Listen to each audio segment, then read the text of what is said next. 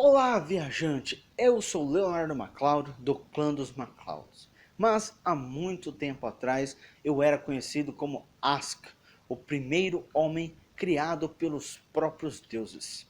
E eu estou aqui para contar hoje para vocês um pouco mais sobre os Vikings, quem eles realmente foram e não quem nós achamos que eles eram. Por isso,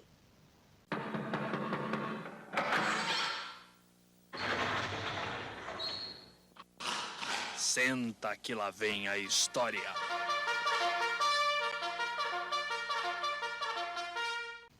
chapéu de chifre, grandes embarcações e adagas. Essas provavelmente são as primeiras coisas que vêm à sua mente quando ouve a palavra Viking. A era desses exploradores tornou-se quase lendária e deixou um legado duradouro no mundo. Não é difícil encontrar filmes, livros e videogames que abordam a temática. Contudo, o que sabemos de fato sobre esses viajantes? Será que a imagem que temos deles condiz com as fontes históricas?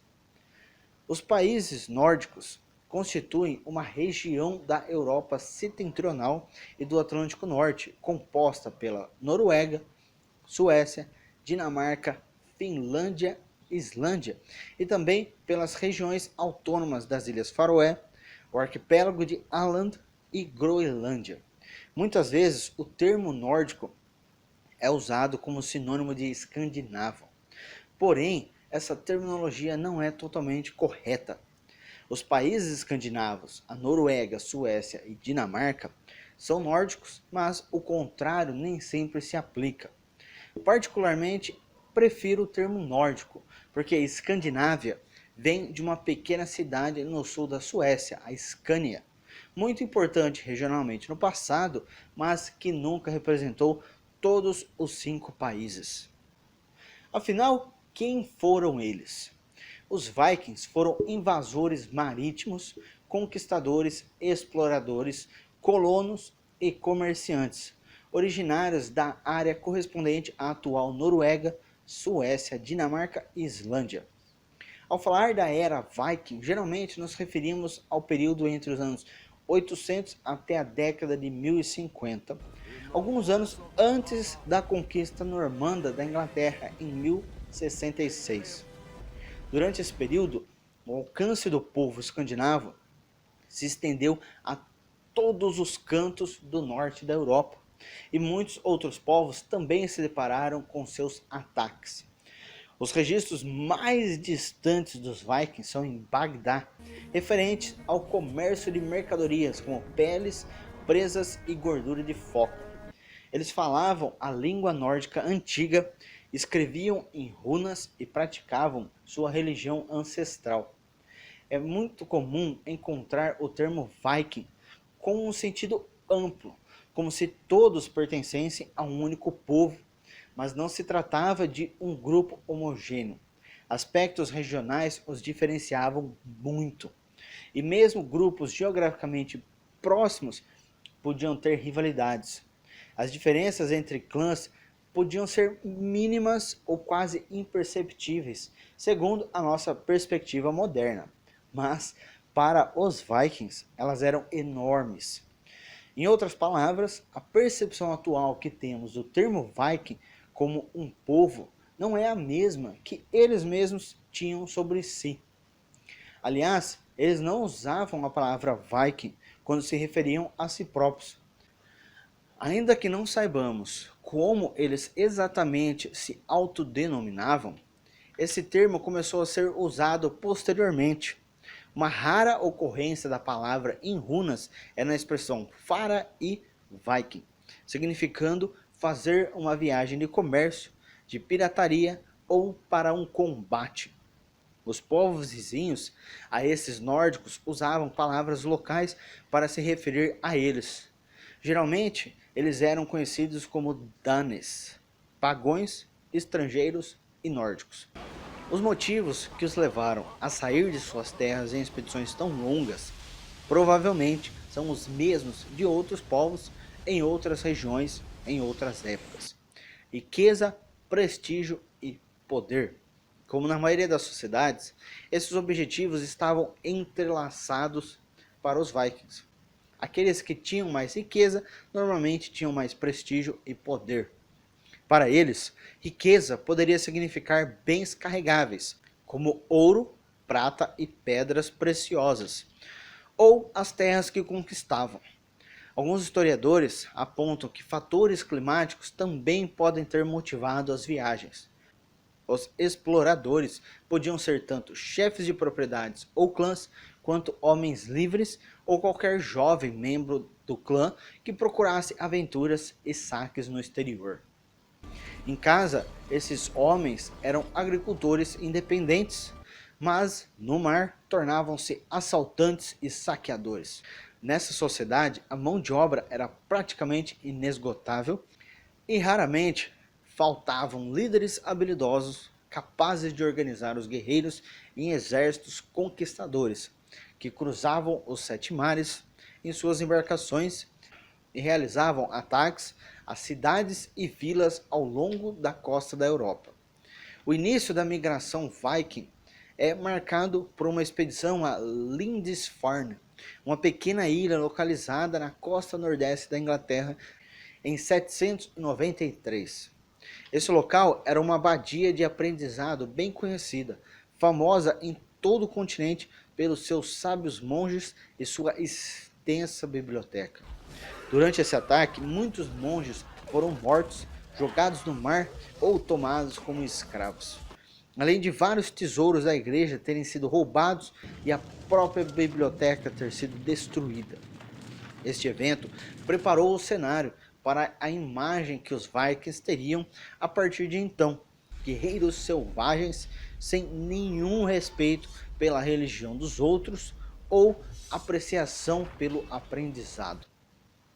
Nos anos que se seguiram ao ataque inicial, aldeias costeiras, mosteiros e até cidades foram cercados por eles.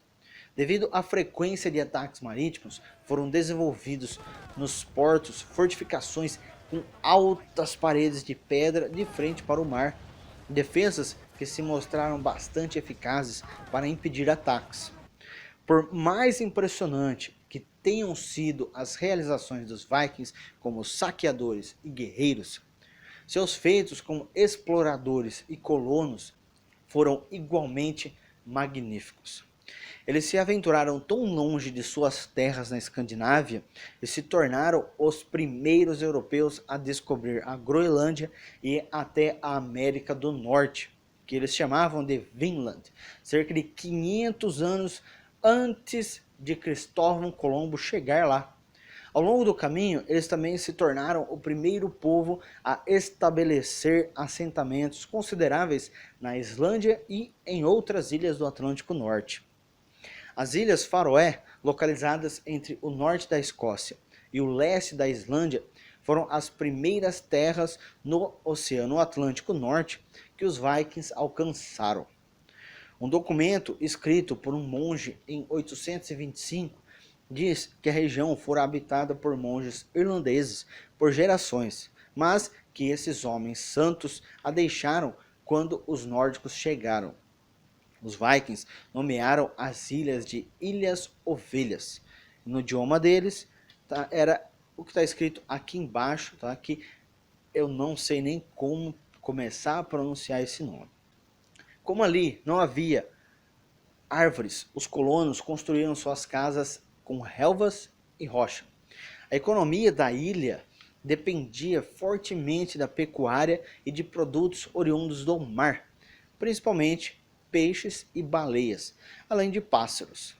Por volta de 920, todas as terras plantáveis haviam sido colonizadas e, em meados do século X, a Islândia já tinha dezenas de milhares de habitantes.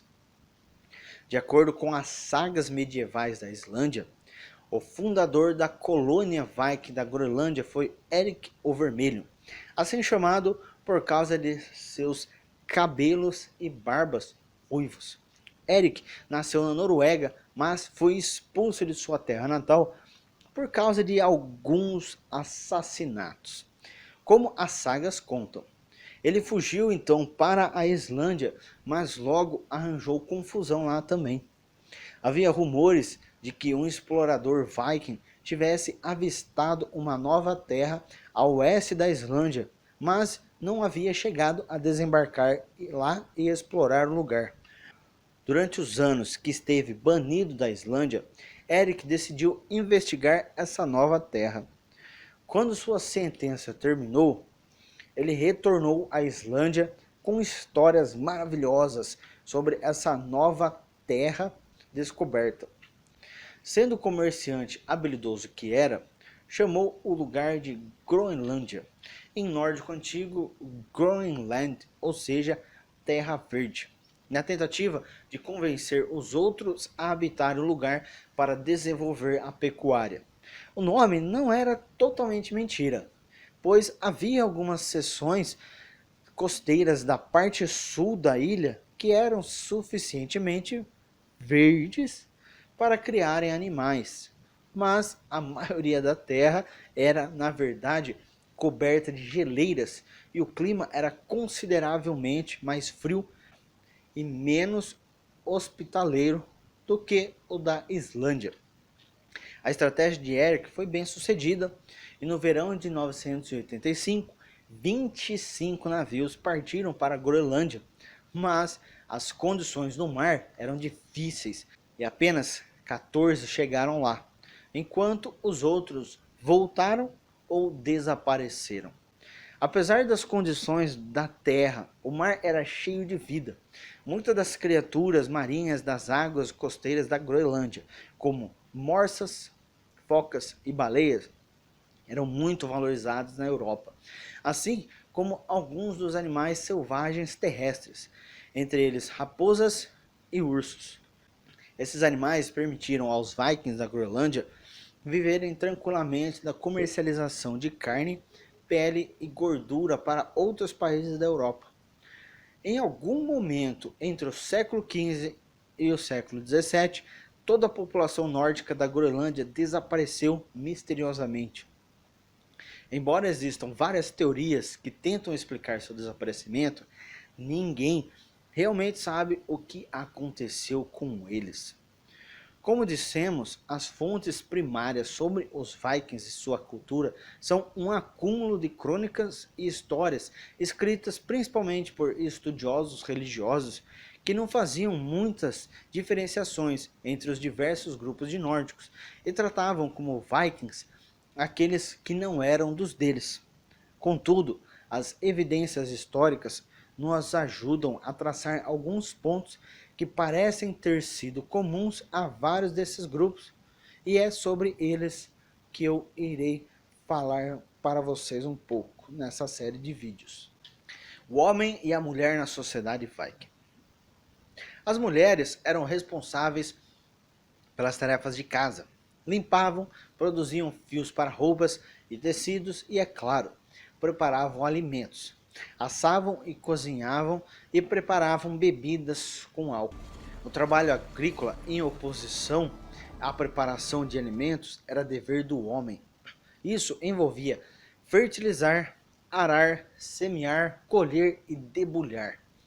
Durante a colheita, no entanto, todos os membros da família normalmente participavam do trabalho, uma vez que era um processo tão trabalhoso que eram necessárias todas as mãos disponíveis, fossem elas de homens ou mulheres. Mas não se engane, as mulheres também poderiam empunhar uma espada se fosse para proteger seu lar, enquanto os homens estivessem longe em alguma expedição. A primeira tarefa do ciclo agrícola era arar. Na era viking, o arado era geralmente feito com um espigão de madeira quase vertical que perfurava o solo, mas o deixava sem rotação. Para compensar essa falta, sempre que possível, os campos eram tipicamente arados de forma cruzada, ou seja, eles eram arados duas vezes, com a segunda linha cruzando a primeira perpendicularmente. Os arados eram puxados por bois ou escravos, dependendo do que estivesse disponível. O solo era fertilizado pela rotação de culturas, alternando o que e onde cada coisa era plantada de ano para ano, para que o solo pudesse restaurar-se naturalmente. Agora eu só queria abrir um ponto aqui para que possamos observar como esse pessoal era talvez um pouco mais inteligente do que nós atualmente. Porque como eu acabei de dizer, eles se preocupavam em deixar que o solo pudesse se restaurar naturalmente, alternando o que eles plantavam e não plantando tanto e o máximo que pudessem, sem se preocupar com a destruição do solo ou esperando o tempo necessário para que o solo pudesse se recuperar. Por isso eu falo que devemos sempre aprender com aqueles que vieram antes de nós, para que possamos ser melhores do que realmente achamos que somos, certo?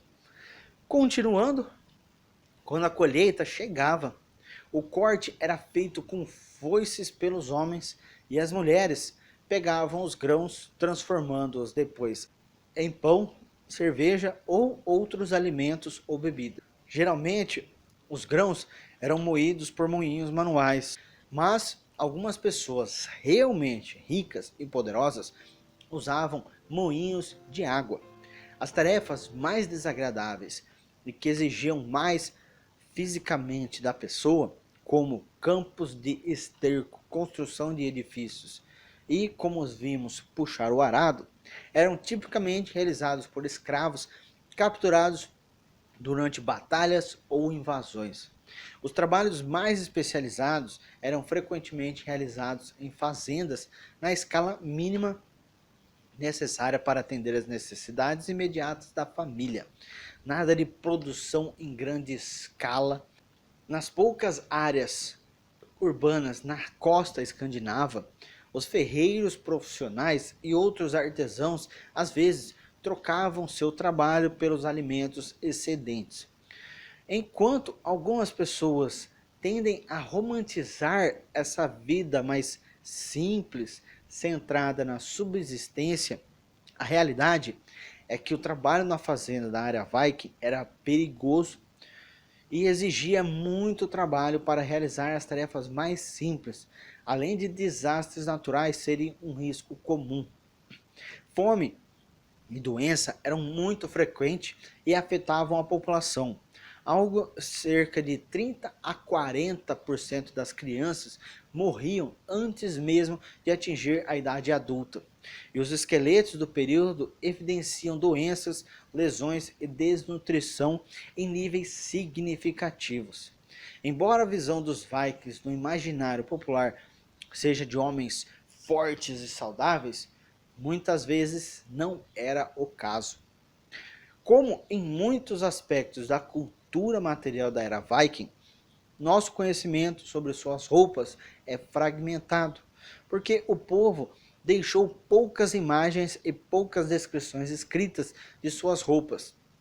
A evidência arqueológica também é limitada e irregular. Assim, diferentes estudiosos muitas vezes chegam a conclusões diferentes. A maioria das descobertas de tecidos na era Viking são restos encontrados nos túmulos. Como se poderia esperar, o tecido não resiste muito bem quando enterrado no subsolo. Às vezes, os vestígios de tecido são encontrados na parte interior das joias. Em geral, as peças que as mulheres faziam eram confeccionadas principalmente em linho ou lã. Durante as duras estações do ano, a pele dos animais mantinham os Vikings aquecidos. Os homens usavam calças e camisas ou túnicas de mangas compridas, principalmente para protegê-los de qualquer condição climática.